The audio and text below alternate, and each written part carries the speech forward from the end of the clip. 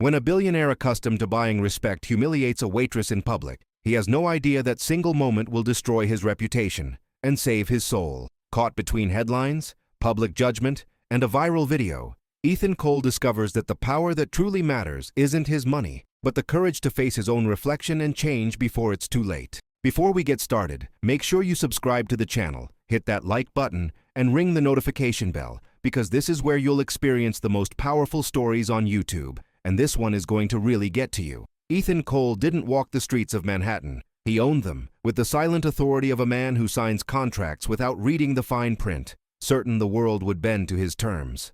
At 38, he was the flawless face of American tech innovation, the founder of Cole Innovations, a company with a market cap exceeding $8 billion, and a name that echoed in boardrooms from Tokyo to London as a synonym for disruption and relentless ambition. His office occupied the 43rd floor of a smoked glass skyscraper in the heart of Midtown, a space where silence was broken only by the metallic click of keyboards and the calculated murmur of assistants speaking in corporate code, a cold language of metrics, optimization, and leveraging value. Ethan wore custom-tailored Italian suits, sported a limited-edition Swiss watch that cost more than most people earned in a year, and his laugh, that dry, sharp, almost surgical sound, was known in every circle of power as the prelude to someone losing something. He didn't laugh out of joy but out of dominance, like a man marking his territory without raising his voice.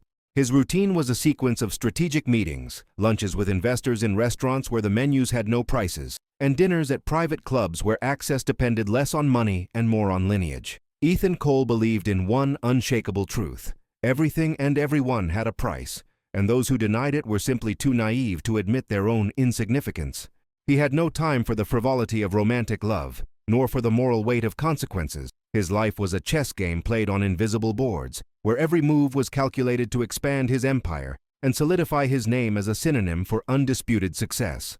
On that June evening, he was seated at the head table of the Silver Crown, a luxury restaurant frequented by New York's financial elite, a place where crystal chandeliers hung from the ceiling like tamed constellations, and the silence was as expensive as the French wine served in baccarat crystal glasses. Ethan was surrounded by partners, investors, and executives, men and women whose laughter was studied, whose gestures were rehearsed, and who watched him with the nervous deference of those who know a single wrong word could cost them their career. The conversation revolved around hostile takeovers, strategic mergers, and growth projections, and Ethan commanded the table with the ease of a conductor leading an orchestra whose score he had written himself. Then, amidst the controlled murmur of the elite, a young waitress approached the table, carrying a silver tray with a bottle of red wine that cost over $1,500. Lily Turner was 26, with brown hair tied in a discreet bun, an impeccable black uniform, and a posture that blended elegance with a quiet humility that made no apologies for its existence. Her eyes were light brown, observant, and held a latent intelligence that no one in that room would bother to notice, because to the patrons of the Silver Crown, people like Lily were part of the decor, invisible until they made a mistake. And that is exactly what happened. As she poured the wine into Ethan's glass, Lily's hand trembled imperceptibly, perhaps from the tension in the room, perhaps from the exhaustion of a double shift, and a few drops of wine spilled over the rim of the glass, lightly staining the white Belgian linen tablecloth. The silence that followed was instantaneous, a social vacuum where every eye turned to the mistake as if it were a capital crime. Ethan watched the red stain spread slowly across the fabric, then raised his eyes to Lily with an expression that mixed cruel amusement and calculated contempt. "Interesting," he said, his voice cutting through the air with the precision of a blade. "I always thought serving wine was one of the few things that didn't require a Harvard degree. But perhaps I'm being overly optimistic about the level of competence required at this establishment." The table erupted in nervous laughter, forced chuckles that sounded more like submission than genuine humor. Ethan continued, leaning back slightly in his chair, his fingers steepled on the table like a judge about to pronounce a sentence. "Maybe we should create a training program for waitresses. Something simple, basic. I don't want to overdo it. Just enough so they can learn the difference between serving wine and pouring it like they're at a roadside dive bar." More laughter. Lily remained motionless, her face serene, with no trace of shame or anger, only a disconcerting calm that Ethan couldn't interpret. He expected tears, stammered apologies, perhaps even a hasty retreat to the kitchen, but Lily simply met his gaze, and in her eyes was something he wasn't accustomed to finding: poise. Then, in a soft, clear voice, utterly devoid of fear, Lily spoke. "You're right, Mr. Cole. Serving wine doesn't require a Harvard degree. But recognizing the difference between intelligence and arrogance, perhaps that does. The air in the room froze. The smiles vanished. Ethan blinked, processing what he had just heard as Lily continued, her voice maintaining the same professional, almost pedagogical tone. You quoted Nietzsche earlier, when speaking about power and will. But the phrase you used isn't from Nietzsche. It's from Schopenhauer. And Schopenhauer wasn't talking about dominating others. He was talking about mastering oneself. Absolute silence. Lily leaned over slightly, took a clean napkin, and delicately blotted the wine stain from the tablecloth, as if correcting a minor error in a lesson already learned. My apologies for the stain, sir. I hope the rest of your dinner proves more enlightening. She turned and walked away, leaving behind a table of stunned billionaires and a man whose laughter had been disarmed for the first time in years. Ethan Cole, the undisputed king of Manhattan, had just been schooled by someone he considered invisible, and the humiliation burned hotter than any spilled wine ever could. What happened in the minutes following that philosophical correction would forever change the trajectory of Ethan Cole, because the wounded pride of a powerful man is a wound that doesn't heal in silence. It bleeds publicly, demanding either revenge or redemption. Ethan remained motionless for 3 full seconds, long enough for every person at that table to realize that something extraordinary and dangerous had just occurred. The king had been challenged in his own territory, and not by an equal, but by someone who, in the eyes of the social hierarchy, shouldn't even have a voice. He felt the heat rise up his neck, a wave of humiliation crashing against the icy wall of his self-confidence, and the internal tension manifested in a forced smile, the kind of smile that precedes corporate tempests and summary dismissals. Owen Parker, his partner and longtime friend, cleared his throat uncomfortably, while the other guests exchanged furtive glances, unsure whether they should laugh, defend Ethan, or simply pretend nothing had happened. But Ethan didn't allow the silence to stretch. He never allowed silence to define him. He leaned forward, elbows on the table, fingers interlaced like a professor about to correct a particularly stubborn student, and his voice emerged low, controlled, laden with a venomous irony he had perfected over years of destroying competitors in boardrooms. Schopenhauer, he repeated, savoring each syllable as if tasting a bitter wine. Impressive, truly impressive. So tell me, since you seem to have so much philosophical knowledge hidden behind that apron, what exactly is your academic background? Where did you study to become an expert on 19th century German authors while serving wine in a restaurant? The question was wrapped in contempt, a verbal trap designed to expose Lily as an imposter, a waitress who had likely read a few quotes online and now thought herself intellectually superior. Ethan expected fumbling, stammering, perhaps a humble confession that she was just repeating something she'd heard somewhere. But Lily stopped, turned slowly, and the look she gave Ethan held no anger or defensiveness. It was a look of pure clarity, as if she could see through the layers of arrogance and vanity to the void he was hiding. Harvard, Mr. Cole, she replied with the same unwavering calm. Philosophy and economics. 3 full years before I had to drop out. Not for lack of ability, but out of necessity. My brother has leukemia, and someone had to work to pay for his treatment. So yes, I know the difference between Nietzsche and Schopenhauer. And I also know the difference between a man who earned his power through merit and one who uses it to compensate for what he can't buy. The impact was immediate and devastating. Lily's words hung in the air like smoke after an explosion, visible, toxic, impossible to ignore. Ethan felt something he hadn't experienced in years, the ice of vulnerability, the feeling of control slipping through his fingers like wet sand. He opened his mouth to reply, but no words came, because for the first time, he had no ready answer, no argument that could restore his authority without sounding even more pathetic. Lily inclined her head slightly, an almost reverent gesture, and then walked away toward the kitchen, leaving behind a table of silent billionaires and a man whose empire of certainties had just suffered its first crack. Owen was the first to break the silence, forcing an uncomfortable laugh and muttering something about poorly trained staff and a lack of professionalism.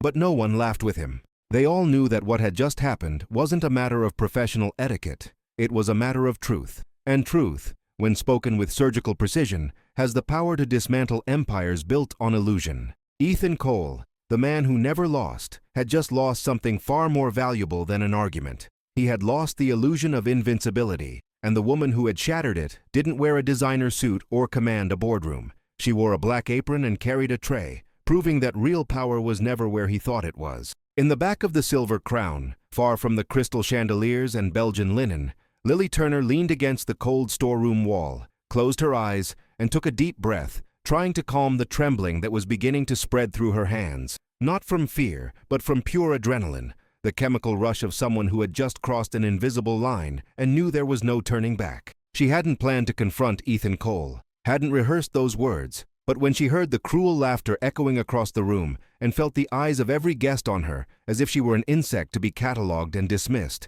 something inside her refused to stay silent. Lily knew that moment would cost her dearly. Maybe her job, maybe her reputation, maybe even the chance to get another job in any restaurant in Manhattan, because men like Ethan Cole didn't forget insults, much less public humiliation. But as her heart still pounded in her chest, she felt something stronger than fear, the unexpected sensation of reclaimed dignity, as if for a brief, fleeting moment, she had stopped being invisible and had become real. Maria Santos, the restaurant manager, entered the storeroom with brisk steps and a tense face, her lips pressed into a thin line that promised nothing good. "Lily, what the hell were you thinking? Do you know who that man is?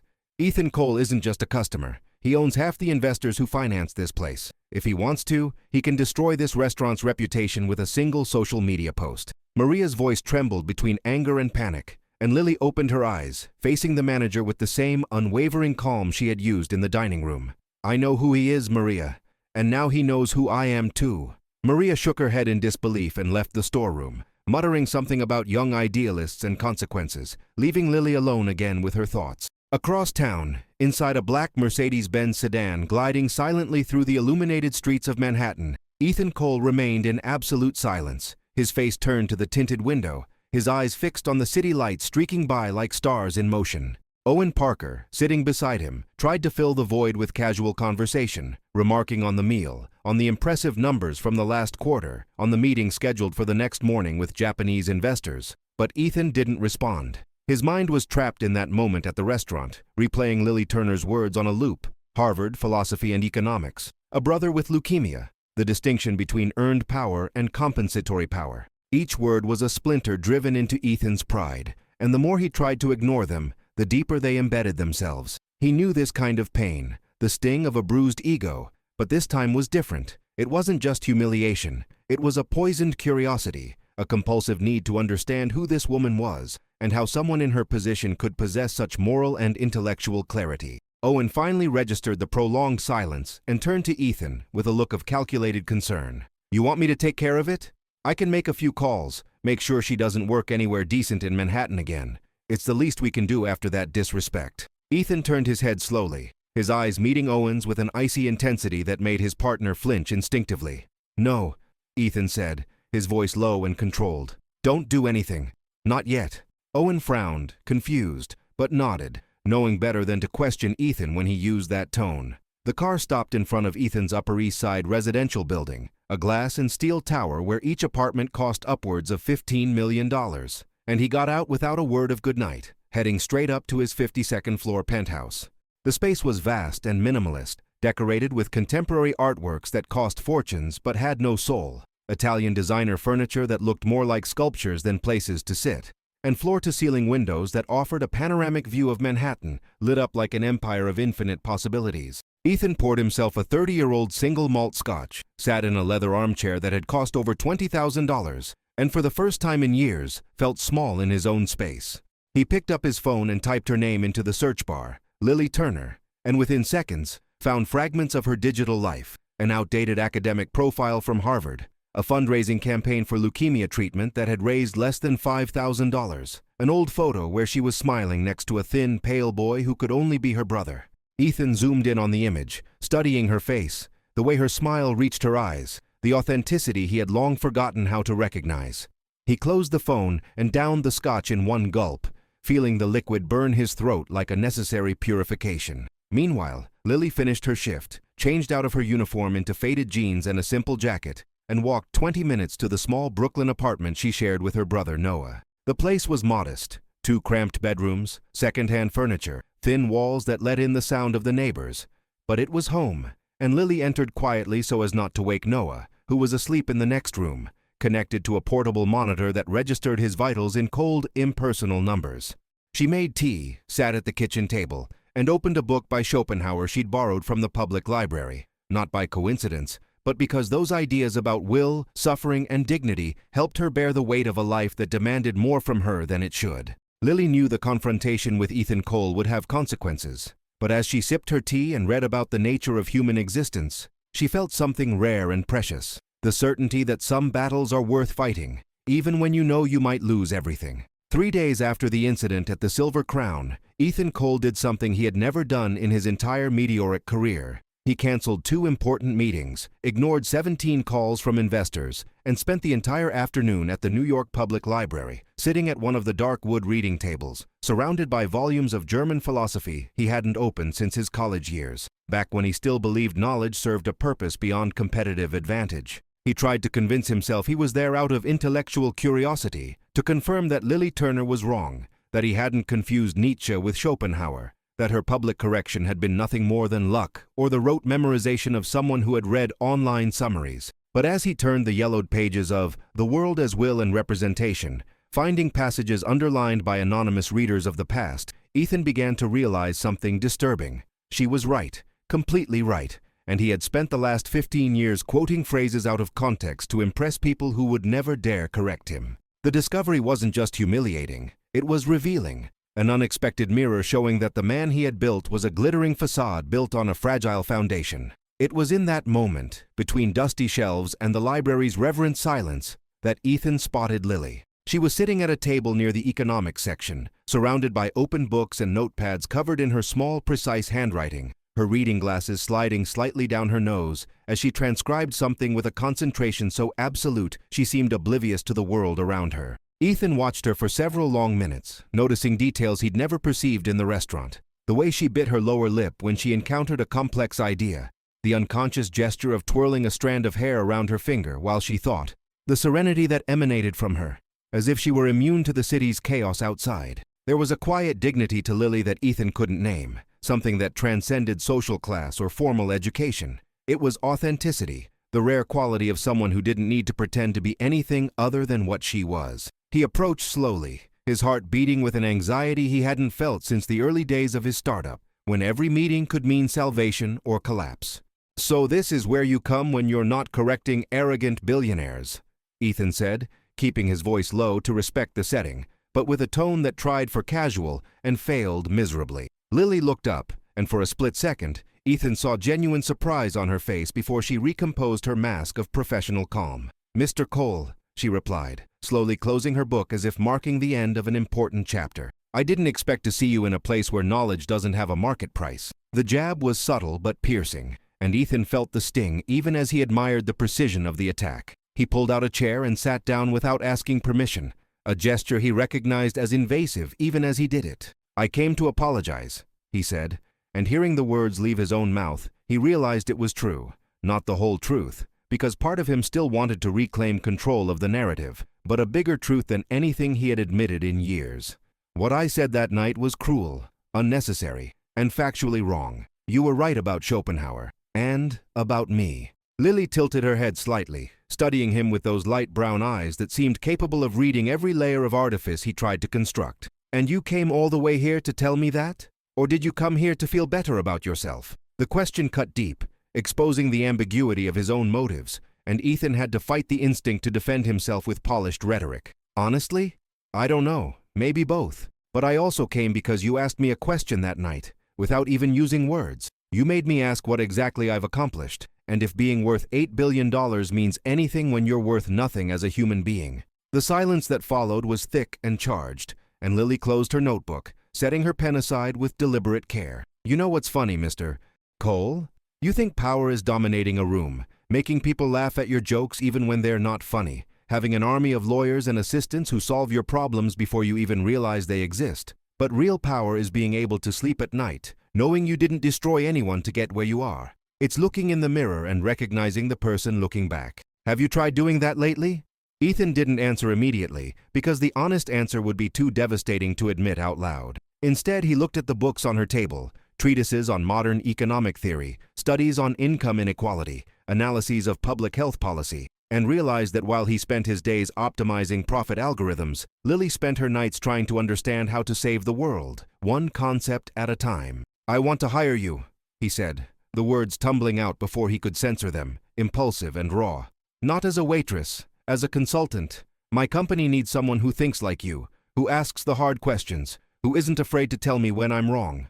Lily stared at him for a long moment, and then she did something unexpected. She laughed, a low, genuine laugh that sounded more sad than amused. You really don't get it, do you? I don't want to work for you.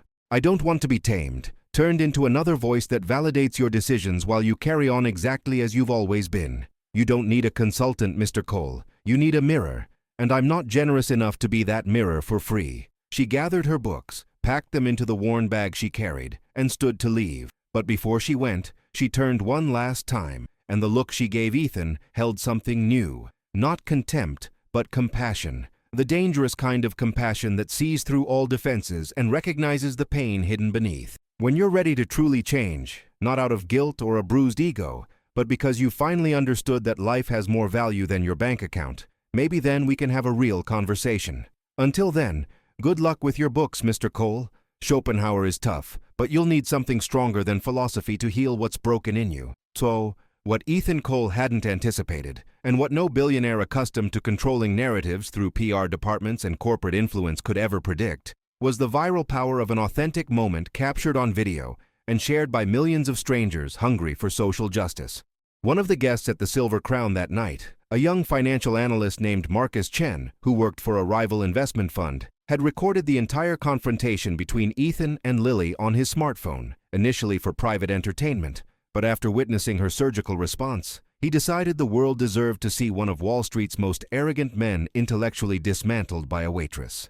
The video was posted to Twitter with the caption, "Arrogant billionaire learns the difference between power and wisdom," and within 48 hours, it had amassed over 12 million views, 30,000 comments, and had been shared by influential figures ranging from social activists to university professors, all celebrating Lily as a symbol of resistance against the out-of-touch elite. Ethan Cole's face, frozen in the exact moment his expression shifted from arrogance to humiliation, became an instant meme, replicated in dozens of variations with cruel captions labeling him the dethroned king, fragile billionaire, and the man who discovered money can't buy dignity. But it was Lily who suffered the most immediate and tangible consequences of this unwilling exposure. The morning after the video went viral, Maria Santos called her into the restaurant's office, a small, windowless room that smelled of old paper and stale coffee, and with a face marked by a mixture of pity and inevitability, informed her that the Silver Crown could no longer keep her on staff. It's not about incompetence, Lily. You know that. But half of our clients are people like Ethan Cole, and they don't want to be served by someone who's become a symbol of resistance against them. It's a matter of business survival. The explanation was wrapped in corporate apologies, but the message was clear. Dignity doesn't pay the bills, and Lily had just learned that challenging power has a price. She left the restaurant without drama, tears, or protests, only with the cold awareness that she had made the right choice at the wrong time, and now she would have to find a way to survive in a city that celebrated her courage online but punished her for it economically in real life. In the following days, Lily applied for 17 different positions: waitress, receptionist, administrative assistant, anything that would pay enough to cover the rent and Noah's medications. But every interview ended the same way. The hiring manager would recognize her face from the viral video, and the conversation would instantly cool, replaced by empty promises of, "We'll be in touch," that never materialized. She had discovered that fame without fortune is just exposure without protection, and that the internet celebrates temporary heroes but abandons them when the cameras turn off. It was Owen Parker who brought Ethan the first reputational impact analyses, walking into his office with a tablet loaded with graphs showing the drop in Cole Innovation's public approval rating, the spike in negative social media mentions, and the 3 partner companies that had requested meetings to reassess the alignment of values, corporate code for a veiled threat to sever contracts. "You've become the villain of the week, Ethan," Owen said, bluntly, a privilege afforded to him by their 20-year friendship. "And it's not just an image problem. Investors are worried you're unstable, that the incident is a symptom of something larger. We need damage control, immediately." Ethan listened in silence, his fingers drumming lightly on the tempered glass desk, his eyes fixed on the numbers that quantified his humiliation in corporate metrics. Part of him wanted to follow the traditional script, issue a public apology, make a generous donation to some education-related charity, maybe even appear in a TV interview where he would demonstrate calculated vulnerability and personal growth. But another part, the part that had been born in that library, watching Lily study with a devotion he hadn't felt for anything in years, knew that performing repentance would be just another form of lying, and that Lily would see through the charade instantly. "Find her," Ethan said suddenly, cutting Owen off mid-sentence in a proposal for a communication strategy. "Lily Turner, find out if she's still working, where she is, what she needs, and don't send anyone from legal or HR. I'll go myself." Owen blinked, processing the instruction with the look of someone watching a friend drive the wrong way down a one-way street. "Are you serious?" "Ethan, approaching her now will look like intimidation, or worse, like you're trying to buy her silence. The press will crucify you." But Ethan was already on his feet, grabbing his coat. The decision crystallized in his mind with a clarity that surprised even him. "Then let them crucify me. I'm already the villain of the story, Owen. Maybe it's time to stop managing perceptions and start fixing real mistakes." 2 days later, Ethan found Lily not through private investigators or corporate reports, but through the simplest, most human method possible. He went back to the public library at the same time he had seen her before, and she was there again, at the same table, surrounded by the same books, as if it were her refuge from a world that both celebrated and punished her. He approached slowly, aware that every step was laden with meaning, and when Lily looked up and saw him, there was no surprise on her face, only a kind of weary resignation, as if she already knew this confrontation was inevitable. "I know you lost your job because of me," Ethan said, skipping the preliminaries because he knew Lily had no patience for social games. "And I know no decent place will hire you as long as you're known as the waitress who humiliated Ethan Cole. So I'm here to make you an offer. Not a corporate job offer or disguised charity. A real proposal. Work with me, not for me. Help me rebuild my company based on something other than profit. And in return, I will ensure your brother receives the best medical treatment available, no debt, no strings attached. It's not redemption, it's just the beginning of trying to do the right thing." Lily studied him for several long seconds, her eyes scanning every nuance of his expression for manipulation or artifice, and then she closed the book she was reading, this time a treatise on business ethics, and crossed her arms on the table. "If I accept this, it's not because I believe in you, Mr. Cole. It's because my brother needs to live, and I've learned that survival sometimes requires alliances with people you'd rather avoid. But know this, I won't be tamed. I won't pretend you're better than you are.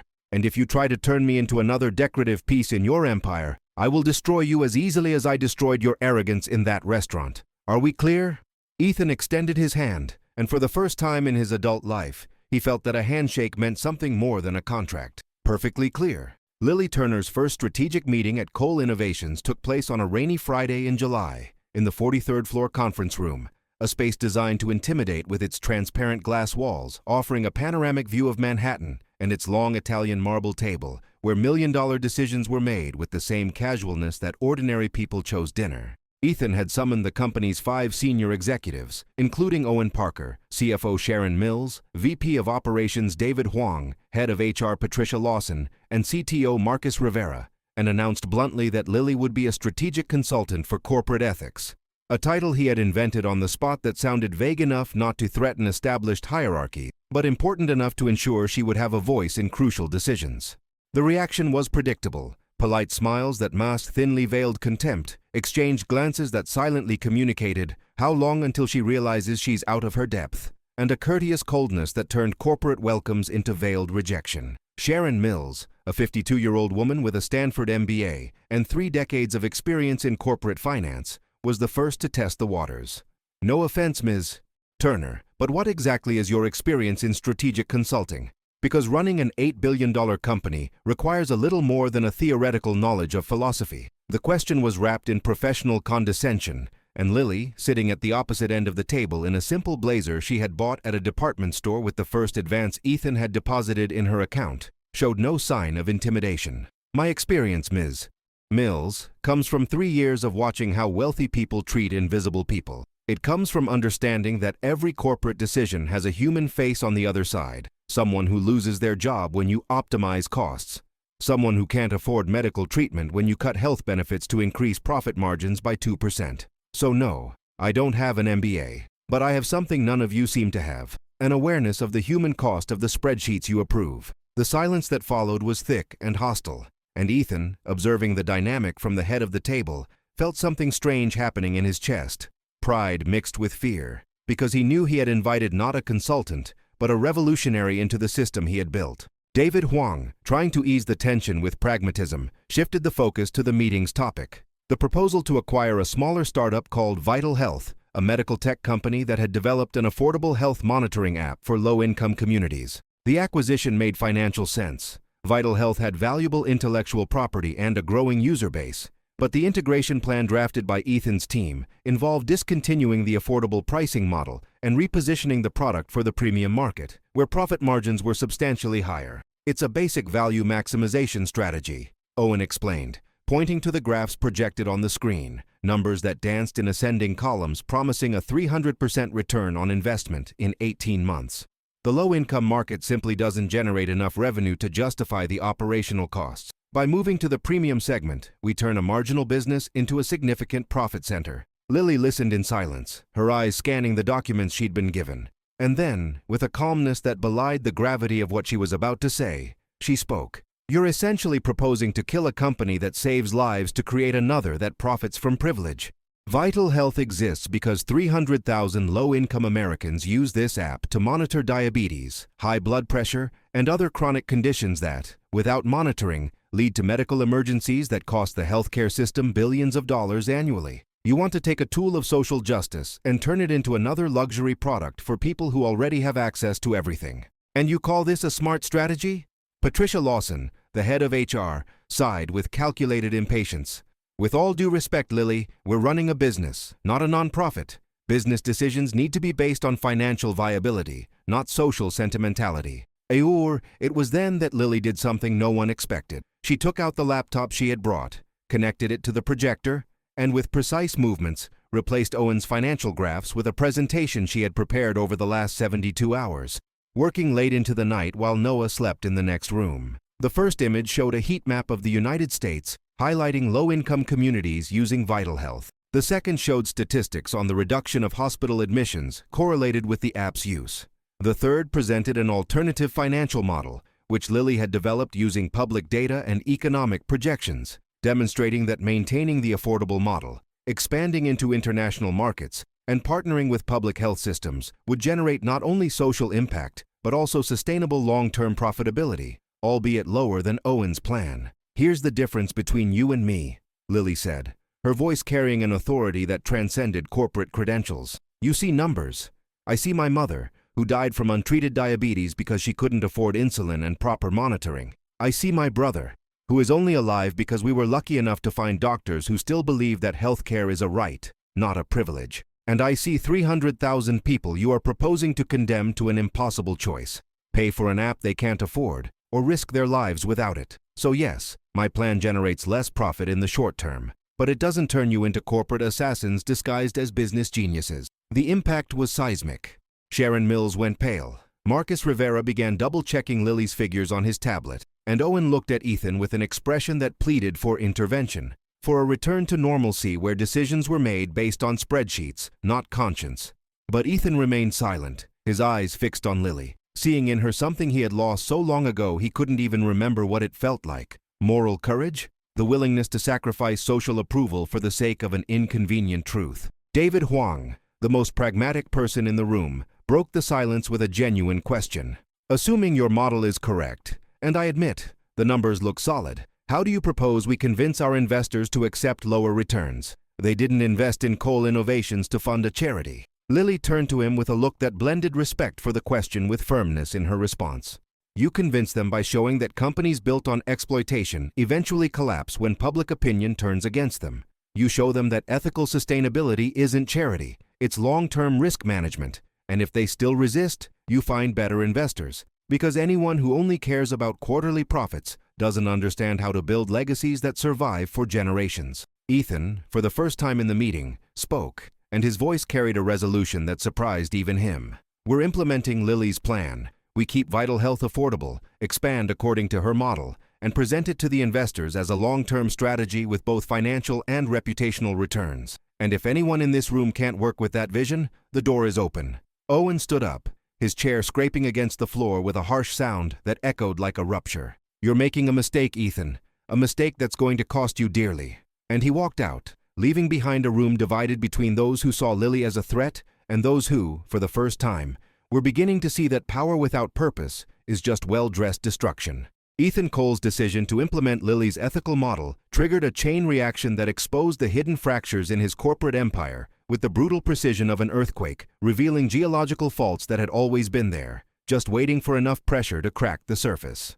Owen Parker, who had left the meeting like a man abandoning a burning ship, spent the following weeks orchestrating a quiet campaign of internal resistance, meeting with key investors over discreet lunches at private clubs where non-disclosure was implicit and loyalties were traded like commodities. He argued in the cold language of numbers that Ethan was emotionally compromised, that Lily Turner's influence represented a fiduciary risk, that social sentimentality had no place in high-level corporate strategy, and that perhaps it was time for shareholders to consider a leadership restructuring before the company lost irreparable market value. Owen's words found fertile ground among investors who saw Ethan not as a visionary, but as a manageable asset, and the corporate conspiracy began to take shape, like vapor freezing into sharp crystals. Simultaneously, Lily's presence at Cole Innovations had become the focus of intense public scrutiny, fueled by a media that loved a corporate Cinderella story, but also couldn't resist the temptation to question the legitimacy of someone who had jumped from waitress to strategic consultant in a matter of weeks.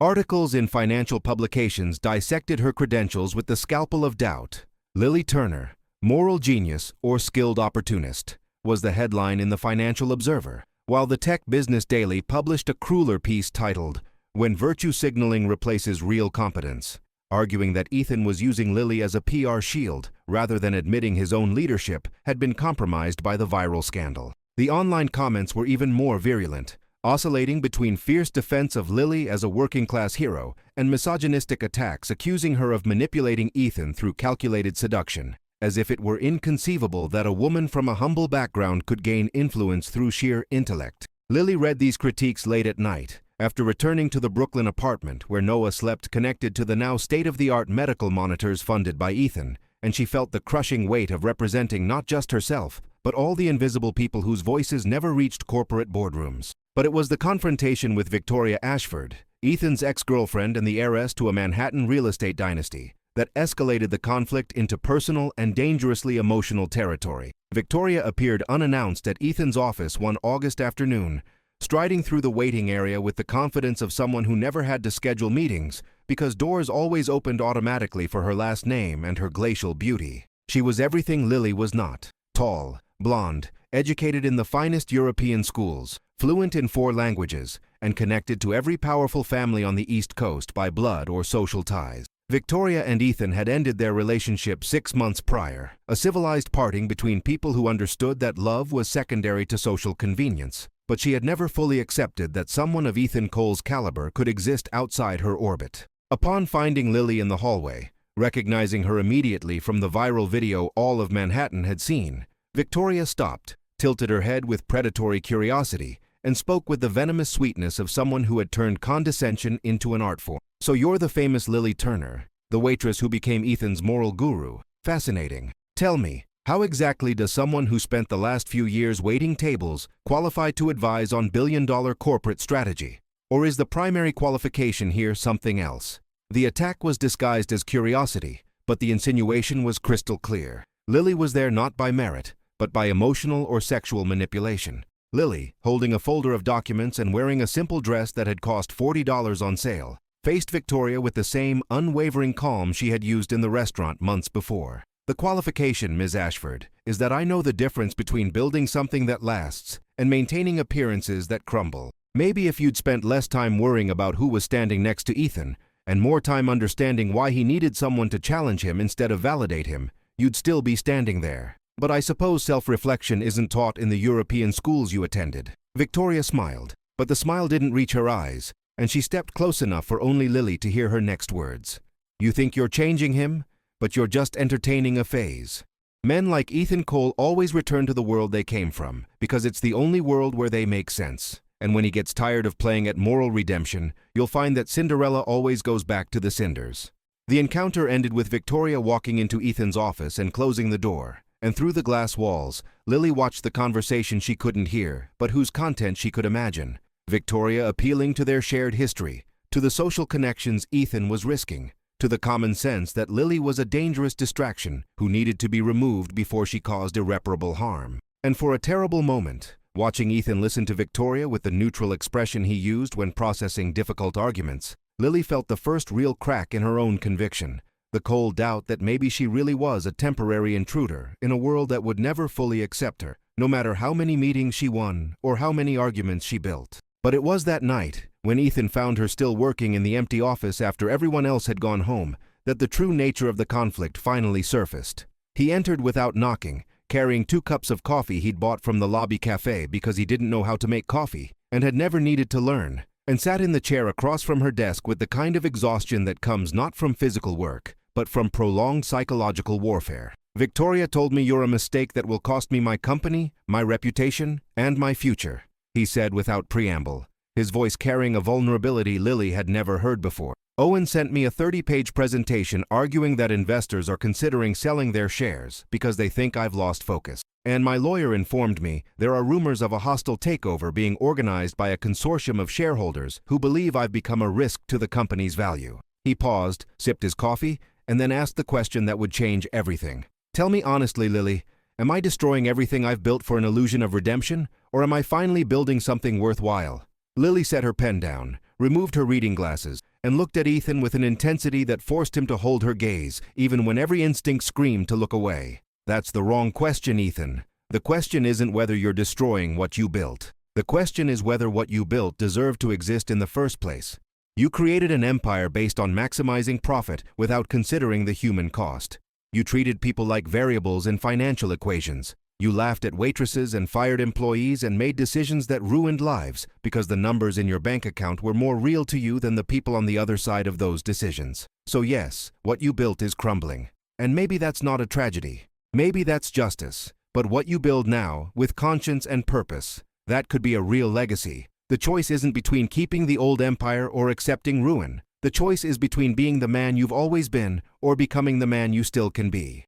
But the silence that followed was heavy with existential weight, and Ethan realized he was at a breaking point where every subsequent decision would define not only his career, but his fundamental identity as a human being. And for the first time in his life, the fear he felt was not of losing money or status, but of losing the one person who saw him for who he truly was and still believed he could be better. The extraordinary meeting of the Coal Innovations Board of Shareholders was called for a Monday in September in a conference room on the 18th floor of a corporate building in Lower Manhattan, far from the company's headquarters, as if the mere act of changing scenery could disguise the nature of what was about to happen. A corporate execution planned with the cold precision of surgery, where Ethan Cole would be forced to choose between maintaining control of the company he founded or continuing the path of moral transformation he had begun alongside Lily Turner. Owen Parker had orchestrated everything with the efficiency of a military strategist, gathering 7 of the company's 10 largest investors, presenting them with reports documenting the 6% drop in stock value since the implementation of Lily's ethical policies,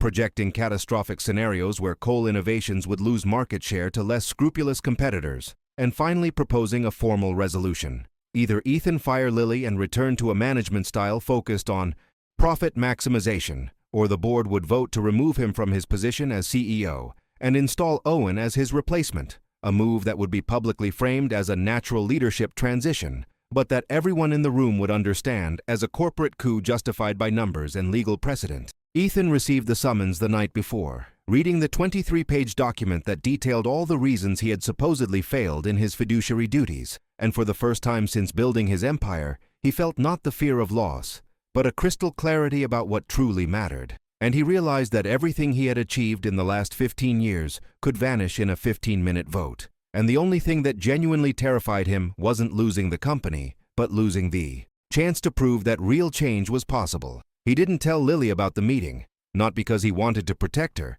but because he knew she would insist on resigning to save his company. And that selflessness, that sacrifice she would make without hesitation, was the exact opposite of what he needed to learn. On the morning of the meeting, Ethan put on his best Armani suit, not as corporate armor, but as the uniform of a man attending his own trial with his dignity intact, and arrived at the conference room 15 minutes early, finding Owen already installed at the head of the table, surrounded by binders and tablets containing the documentary ammunition needed to justify the deposition. The investors arrived in succession.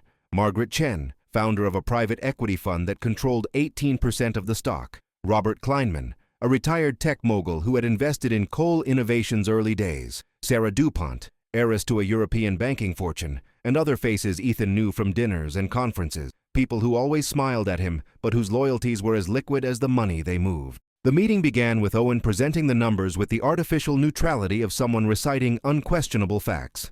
A drop in investor confidence, delays in lucrative projects diverted for social initiatives, rumors of corporate clients considering alternatives because coal innovations was becoming too political. Each argument was built on a partial truth, manipulated with the mastery of someone who understands that statistics can be more effective weapons than outright lies. Margaret Chen was the first to speak after the presentation, her voice carrying the coldness of someone who makes million-dollar decisions before breakfast. Ethan, no one here questions your vision or your talent. You built an extraordinary company. But leadership means knowing when to prioritize financial sustainability over idealistic experiments.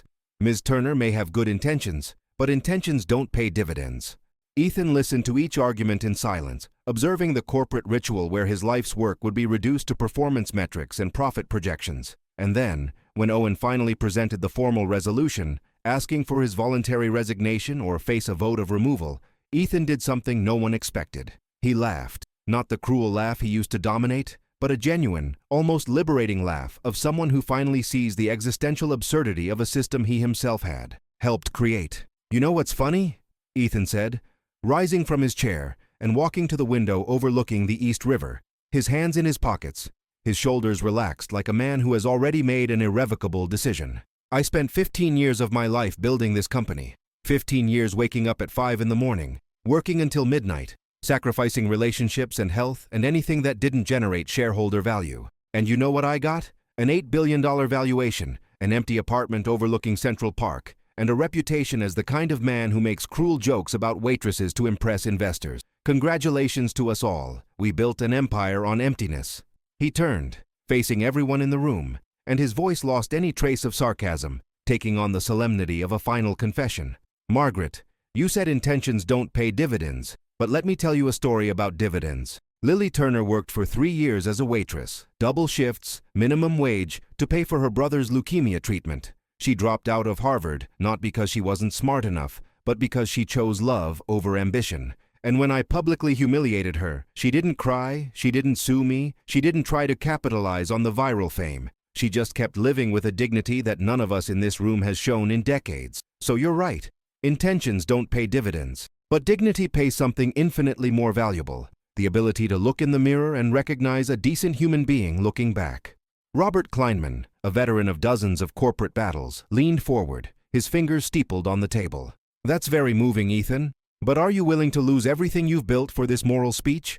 And Ethan replied with the clarity of someone who finally understands that some losses are victories in disguise. "I'm not losing anything worth keeping, Robert. You want to vote for my removal? Vote. You want to install Owen as CEO? Do it. But know that I'm going to walk out of here and create something new, something that doesn't depend on exploiting human vulnerability to generate profit. And I'm going to do it with Lily by my side, not as a subordinate consultant, but as an equal partner. Because she taught me that real power isn't in dominating boardrooms, it's in transforming lives. And if you can't see the value in that, then you've already lost something far more important than market share." Sarah DuPont, who had remained silent throughout the meeting, finally spoke, her voice carrying genuine surprise. "You're really willing to abandon coal innovations? The company that is your name? Your identity?" Ethan picked up his coat, preparing to leave before the vote even began. And the answer he gave was not for Sarah, but for himself, a declaration of independence from a lifetime of distorted priorities. "My identity isn't a company. My identity is who I choose to be when no one is watching, when there's no profit to be extracted, when the only thing at stake is my own conscience. And I choose to be someone Lily Turner wouldn't be ashamed to know. Vote however you want. I've already made my choice." And he walked out of the conference room, leaving behind a stunned silence and an empire that suddenly seemed too small to contain the version of himself he was becoming. The news of Ethan Cole's departure from the company that bore his name exploded in the financial press with the devastating force of a corporate scandal no one had seen coming, instantly becoming headlines that ranged from "Billionaire resigns after ethical conflict" to "Cole abandons $8 billion empire in dramatic gesture." In the 48 hours that followed, as market analysts debated the financial implications and social commentators dissected the psychological motivations,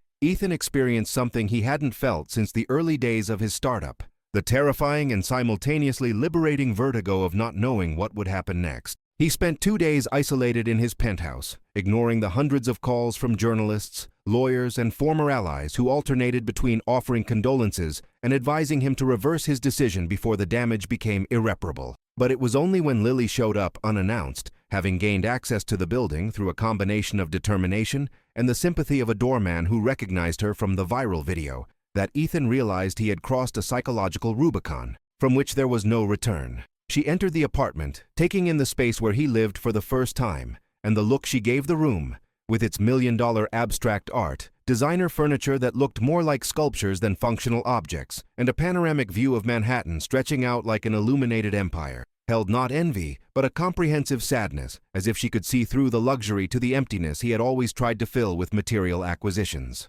"You're an idiot," Lily said without preamble, standing in the center of the room while Ethan remained seated in the armchair where he had spent the last few hours stewing in the magnitude of his decision. "Not because you left the company, but because you left thinking this was about me, about proving something to me, about a performative redemption that still places you at the center of the narrative as a tragic hero. You don't understand anything." The accusation was so unexpected and brutal that Ethan stood up instinctively, defensiveness rising like a conditioned reflex. "I gave up everything I built. I lost billions in net worth, destroyed my reputation, burned bridges with every investor who ever supported me. And you're telling me I don't understand anything?" Lily took 2 steps toward him, and in her eyes was an intensity that transcended anger or gratitude. It was absolute moral clarity, the kind of truth that cuts through all rationalizations and exposes the bone of real motivation. "You didn't give up anything, Ethan. You were forced to choose between 2 versions of yourself, and you chose the one that would be less painful in the long run. But a forced choice isn't transformation. Transformation is when you wake up every day and actively choose to be different, even when no one is watching, even when there's no moral reward waiting at the end. Did you think I came here to thank you? To congratulate you on your noble sacrifice? I came to tell you that if you did this, hoping I would see you as a redeemed hero, you have completely failed to understand what I tried to teach you." The words hung in the air like smoke from an explosion, and Ethan felt something inside him break. Not the superficial pride Lily had shattered in the restaurant months ago, but something deeper and more fundamental, the last layer of protection between him and absolute vulnerability. "Then what do you want from me?" he asked, and his voice came out broken, stripped of all artifice. "What do I have to do to prove I'm not just performing transformation?" Lily took a deep breath, and when she spoke again, her voice held not judgment, but a tough compassion, the kind of love that refuses to be gentle when the truth is necessary. "You don't prove anything, Ethan. You just live. You wake up tomorrow and you don't try to rebuild an empire. You don't launch a social startup to prove you've learned your lesson. You live small, simple, with no expectation of recognition. You help my brother not because it makes you feel redeemed, but because it's the right thing to do.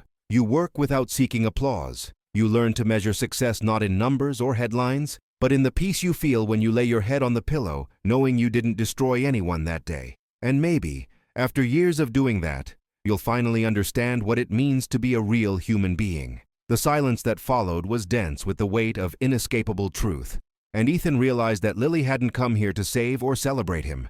She had come to break him completely, to ensure that the foundation upon which he would rebuild his life was solid enough to support the person he needed to become. It was at that moment that Lily's phone rang. Noah, the name flashing on the screen, and as she answered, Ethan saw her face change instantly from confrontation to pure fear, and she said, "I'm on my way," before hanging up with trembling hands. "Noah's in the hospital. His blood counts dropped. They need to do an emergency transfusion." She was already moving toward the door when Ethan caught up to her, grabbing his car keys, the Mercedes he hadn't driven in months because private drivers had always been more convenient, and said with a firmness that allowed no argument, "I'm driving. Let's go." The drive to Brooklyn Methodist Hospital was made in tense silence, Ethan navigating Manhattan's nighttime traffic with an urgency he had never felt driving to a business meeting, and when they arrived, they found Noah in the emergency room, hooked up to IV lines and monitors that beeped with the artificial regularity of life sustained by technology. Lily rushed to her brother's side, holding his hand with a tenderness that made Ethan realize all her talk of ethics and dignity were not philosophical abstractions. They were convictions born of tangible love, of nights spent in hospitals, of the fear of losing the only family she had left. The attending physician, Dr. Hassan, explained that the last round of chemotherapy had dangerously weakened Noah's immune system, that the transfusions would stabilize him temporarily, but that long-term treatment would require a bone marrow transplant, a procedure costing over $400,000 that public insurance only partially covered, leaving a $200,000 debt that Lily could never pay off even if she worked for a decade. Ethan, standing in the cold hospital corridor, watching Lily whisper words of comfort to Noah as silent tears streamed down her face, had an epiphany that came not as a dramatic revelation, but as a simple, devastating recognition. The richest person in that room wasn't him, with his evaporated but still substantial billions. It was Lily, who possessed something no amount of money had ever bought him: purpose derived from unconditional love. Without a word, Ethan left the hospital, took out his phone, and made 3 calls. First, to his wealth manager, instructing an immediate transfer of $500,000 to an account he would create for Noah's treatment. Second, to the top oncology specialist in New York, whom he knew from charity dinners and who agreed to evaluate Noah as a personal favor. Third, to the accountant who managed his investments, asking for an analysis of how to liquidate enough assets to create a permanent fund that would guarantee ongoing medical treatment, not only for Noah, but for 50 other patients in the same situation.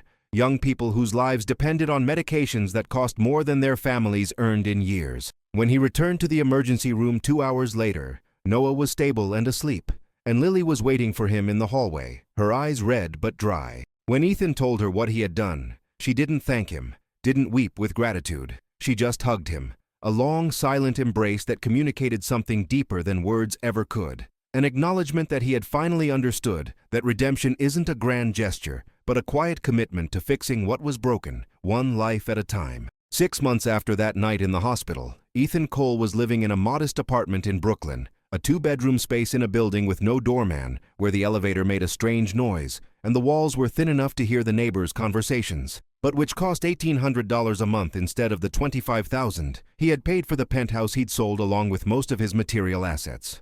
He woke up at 6 in the morning not for strategic meetings, but to volunteer at a community financial literacy center in Crown Heights, teaching low-income youth about investing, economic planning, and how to navigate banking systems designed to exclude them. The irony of using knowledge he had once applied to accumulate wealth to now democratize access to it was not lost on him, but neither did it bother him. It was exactly the kind of productive contradiction Lily had insisted was essential for real growth. Noah had gone into remission after a successful bone marrow transplant, a procedure fully funded by the medical trust Ethan had established, which had already benefited 43 other patients. Watching Noah regain his strength, return to his studies, and talk about his plans to become a biomedical engineer was more gratifying to Ethan than any corporate acquisition had ever been, because it was a tangible result that didn't disappear after the market closed or with shifts in quarterly valuations. Lily had accepted a position as the executive director of the Horizons Foundation, a nonprofit Ethan had created with a significant portion of his remaining fortune, focused on providing education and opportunities for talented youth from marginalized communities, and working alongside her in this capacity, not as a boss but as an equal collaborator, taught Ethan that true partnership required leaving his ego at the door and accepting that sometimes the best contribution he could make was to be silent and listen. Cole Innovations, under Owen Parker's leadership, had continued to operate on the old model of profit maximization, and its stock had recovered some of its lost value, proving to investors that their concerns were justified. But 3 months after the transition, a scandal erupted when investigative journalists discovered the company had sold private user data to advertisers without proper consent, an ethical breach Owen had personally approved to generate $20 million in additional revenue. Watching the company that once bore his name get fined $800 million and face class action lawsuits was both vindicating and saddening for Ethan, because it proved Lily had been right about the inevitable consequences of prioritizing profit over dignity.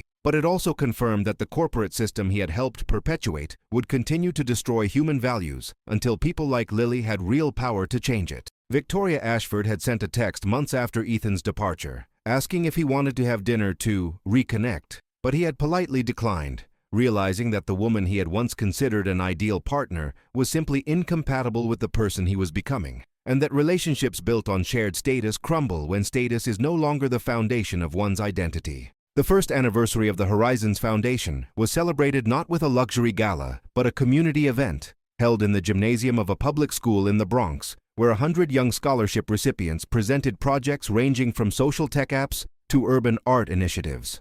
Ethan, standing at the back of the gym in jeans and a simple shirt, watching Lily on stage announcing the program's expansion to 5 new cities, felt something he had never experienced at any corporate dinner or investor conference. Pride detached from ego. The pure satisfaction of knowing his work was making lives better without demanding recognition or financial return. After the event, as they helped fold chairs and pack up equipment, Lily finally said the words Ethan didn't know he had been waiting for. "You know you don't have to prove anything anymore, right? You've already done the hard part. Now it's just living." And Ethan answered with a simple honesty that would have been impossible a year earlier. "I'm not trying to prove anything. For the first time in my life, I'm just trying to be enough. And maybe that's the only proof that matters." They walked together through the streets of the Bronx as the sun set over the city. Two people who had started at opposite ends of the social spectrum and had met in the one place where hierarchy didn't exist, on the common ground of shared humanity, where value is measured not in dollars or diplomas, but in the courage to acknowledge flaws, the humility to learn from those you've underestimated, and the quiet determination to wake up every day and choose to be better than you were yesterday. Not because someone is watching, but because you finally learned that the only audience that truly matters is the one you face in the mirror every morning.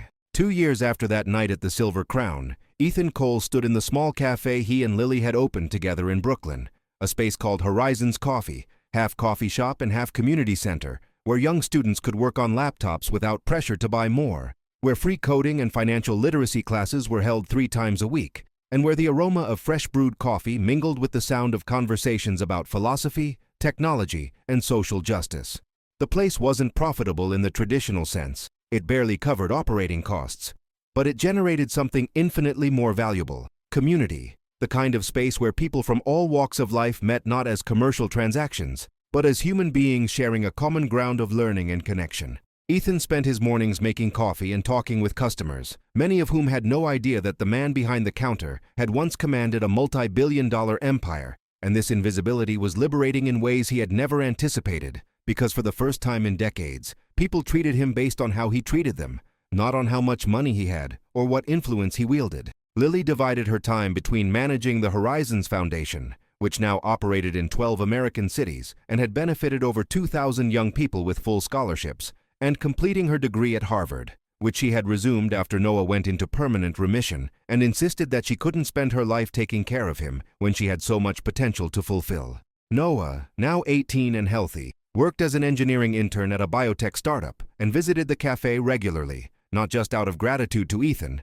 but because he had developed a genuine affection for the man his sister had transformed through relentless truth and tough compassion. The story of Ethan and Lily had become known not through carefully managed public relations, but through an independent documentary a young filmmaker produced after discovering the narrative through articles about the fall of Cole Innovations and the rise of the Horizons Foundation.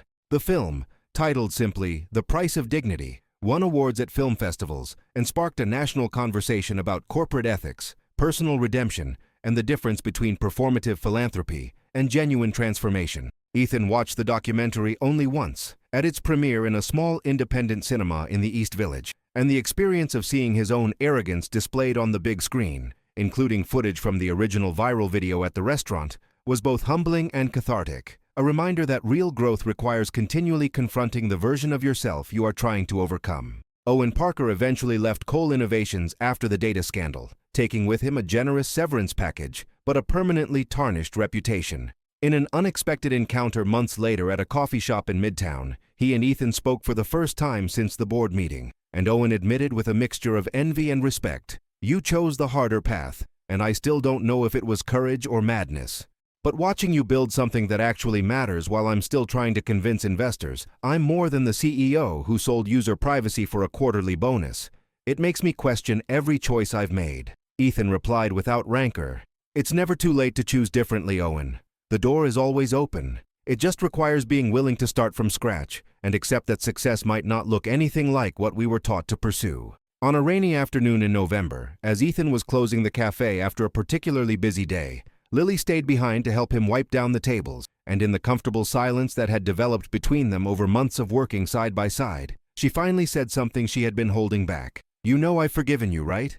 Not because you deserved forgiveness, but because carrying anger is a weight neither of us needs. And more importantly, have you forgiven yourself?" Ethan stopped wiping, rested his hands on the table, and considered the question with the seriousness it deserved. I don't know if forgiveness is the right word. I think I've accepted that the man I was existed, that he caused real harm, and that no amount of redemptive work can erase that. But I've also learned that identity isn't fixed. I can wake up every day and choose to be different. And maybe that's what matters. Not erasing the past, but refusing to let it define the future. Lily smiled, that rare, genuine smile that lit up her face and reminded Ethan why he had crossed an emotional desert to get to this moment. That's the smartest answer you've ever given me. Congratulations, Mr. Cole. You finally learned the lesson. They locked up the cafe and walked together down the wet street, past neighborhood shops and ethnic restaurants where families ate at close tables. And Ethan realized that at some point over the last 2 years, he had stopped measuring his days in terms of productivity or profit and started measuring them in moments of human connection, meaningful conversations, problem solved, lives positively impacted.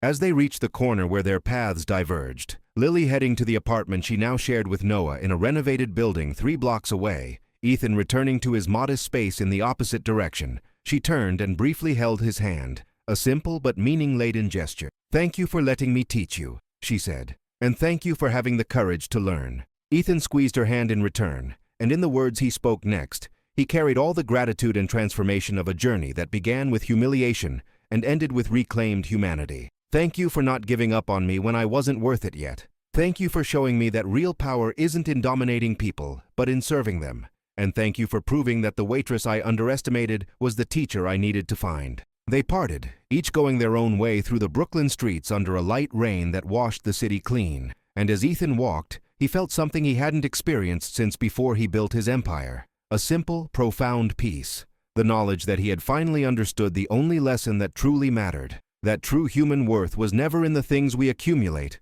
or the titles we hold, but in the courage to acknowledge our mistakes, the humility to learn from those we underestimate, and the quiet determination to wake up every day and choose dignity over dominance, connection over control, and love over profit. Because in the end, the only empire worth building is one made of authentic relationships, meaningful purpose, and the ability to look in the mirror and recognize not a billionaire or a corporate title, but simply a human being trying to do better, one day at a time. If this story of transformation, redemption, and reclaimed dignity touched your heart, don't keep this lesson to yourself. Share this video with someone who needs to understand that it's never too late to start over, that true power lies in serving, not dominating, and that the people we underestimate can be the very teachers we need to find. Leave a like if you believe that real change begins with the courage to acknowledge our mistakes. Subscribe to the channel for more stories that challenge, inspire, and transform the way we see success and human value. And in the comments,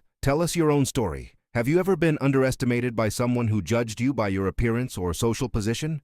Or have you been the person who had to learn humility the hard way? Your words can inspire thousands of people who are struggling with the same questions, because in the end, we are all on journeys of growth. And sharing our experiences is how we transform individual lessons into collective wisdom that can change the world, one life at a time.